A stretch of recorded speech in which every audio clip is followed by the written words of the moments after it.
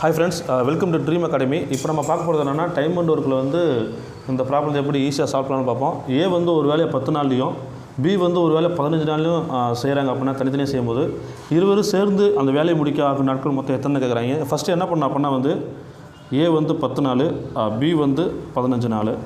ஒரு நாள் ஒர்க் கண்டுபிடிக்கணும், அதாவது ஒன் டே ஒர்க்கு கண்டுபிடிக்கணும். அதுக்கு என்ன பண்ண அப்படின்னா, ஃபஸ்ட்டு இது ரெண்டுக்கு ஃபஸ்ட்டு எல்சிஎம் எடுக்கணும். 10க்கு 15 எல்சிஎம் எடுத்தால் 30.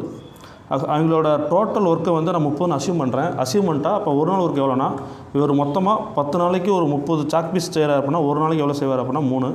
இவர் வந்து ஒரு நாளைக்கு எத்தனை செய்வார்னா 2. இவங்க 2 பேர் சேர்ந்து ஒரு நாளைக்கு எத்தனை சாக் பீஸ் செய்வாங்கன்னா 5 பீஸு. எனக்கு என்ன கொஸ்டின் அப்படின்னா வந்து 2 பேரும் சேர்ந்து இந்த வேலையை முடிக்க ஆகும் நாட்கள் எத்தனை கேட்குறீங்க. 30.